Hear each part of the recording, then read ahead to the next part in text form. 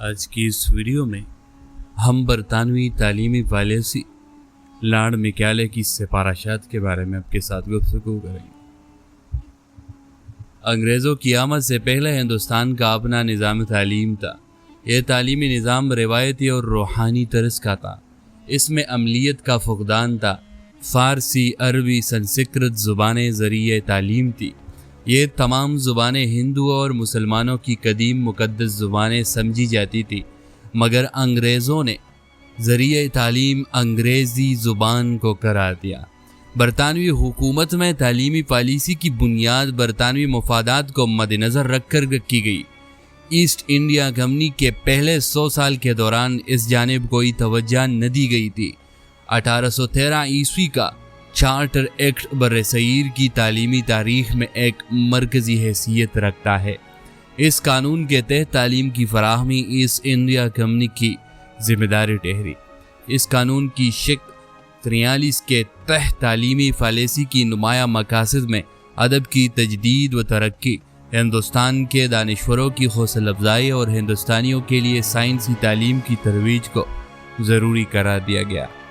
1823 عیسوی میں general committee of public instruction بنائی گئی، جس کا مقصد ایسٹ انڈیا کمپنی کی رہنمائی تھی۔ ارکان میں اختلاف رائے تھا کہ مغربی تعلیم کو مشرقی تعلیم پر فوقیت دی جائے۔ یہ اختلاف 1836 عیسوی تک جاری رہا، جب لارڈ میکالے نے مشہور سفارشات پیش کیے۔ لارڈ میکالے کی سفارشات 2 فروری 1836 عیسوی کو لارڈ میکالے نے اپنی شہرائے آفاق سفارشات پیش کیے۔ انہوں نے تجویز دی کہ انگریزی اور سائنسی تعلیم کے لیے زیادہ سے زیادہ فنڈز مختص کیے جائے اور انگریزی کو کامیابی کی کنجی قرار دیا۔ سنسکرت، عربی اور فارسی کو کمتر قرار دیا گیا۔ میکالے کے یہ الفاظ انڈیا میں برطانوی تعلیمی پالیسی کی تصویر کشی تھی۔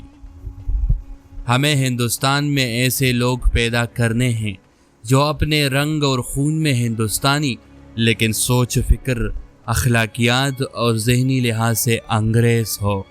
لارڈ میکالے نے اشرافیہ کے لیے اعلیٰ تعلیم کو فوقیت دی اور غربا کو بنیادی تعلیم سے محروم کر دیا۔ وہ سمجھتے تھے کہ اشرافیہ کی تعلیم کا اثر محکوم طبقے پر بھی ہوگا، لیکن ایسا کبھی نہ ہوا۔ میکالے کی تعلیمی نظام کا نتیجہ ہندوستان میں جاری روایتی نظام تعلیم کے خاتمے پر ہوا۔